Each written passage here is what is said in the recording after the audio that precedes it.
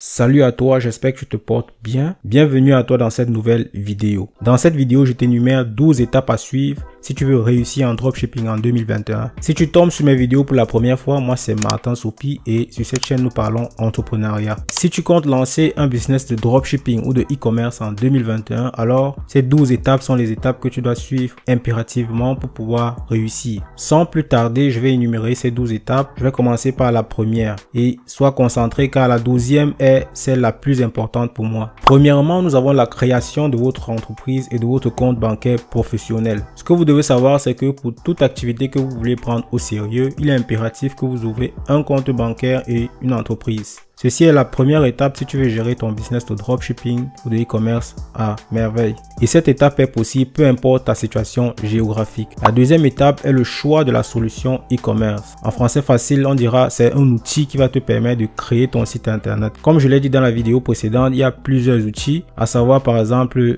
Magento, Shopify, PrestaShop et bien d'autres. La troisième étape ici est le choix de votre niche. Tout simplement, c'est le domaine d'activité. J'ai cité par exemple les produits de beauté, la mode, la fashion, il y en a tellement, donc ce sont des niches ou des domaines. La quatrième étape, c'est le choix de votre fournisseur. Une fois que vous avez choisi la niche, il est impératif pour vous de choisir un fournisseur qui va vous livrer le produit que vous voulez vendre. Vous vous arrangerez avec votre fournisseur sur un prix et au préalable, c'est mieux de calculer par exemple à quel prix vous allez vendre de manière à calculer la rentabilité. La cinquième étape ici est le choix de votre nom de domaine. Vous devez définir votre nom de domaine lorsque vous avez décidé sur le produit à vendre. Pour ceux qui ne savent pas ce que c'est qu'un nom de domaine, c'est juste l'identité d'un site internet, c'est-à-dire www.votresiteinternet.com ou .fr. À la sixième étape, vous créez le logo. Une fois que vous avez votre site internet, vous avez le produit que vous vendez, alors vous faites le logo. Dans la vidéo à suivre, je vais vous montrer comment concevoir un logo, peu importe si vous avez des connaissances en design ou non. La septième étape ici consiste à créer un email professionnel.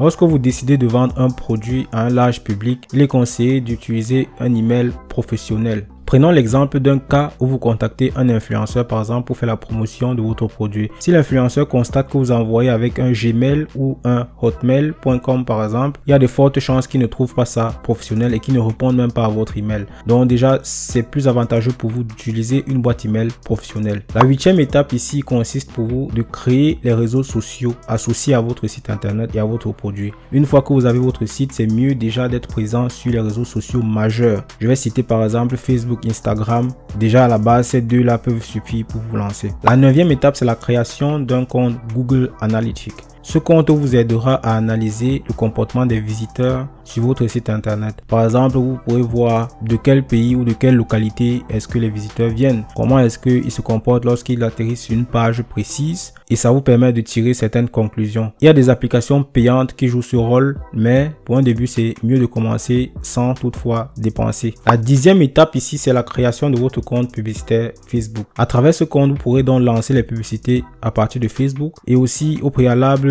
installer le pixel. Je vais expliquer dans les vidéos à suivre ce que c'est que le pixel. La 11e étape ici, ce sont les processeurs de paiement. En fait, lorsque vous vendez un produit dans un pays, il est important de savoir quels sont les moyens de paiement les plus utilisés dans ce pays. Vous êtes sans ignorer que les populations de chaque pays ont des moyens de paiement qu'ils adoptent et qu'ils aiment le plus. Et ceci diffère de pays en pays. Alors, c'est un point très important que beaucoup de e-commerçants négligent avant de se lancer. La 12e et dernière étape ici, c'est la planification de sa stratégie marketing.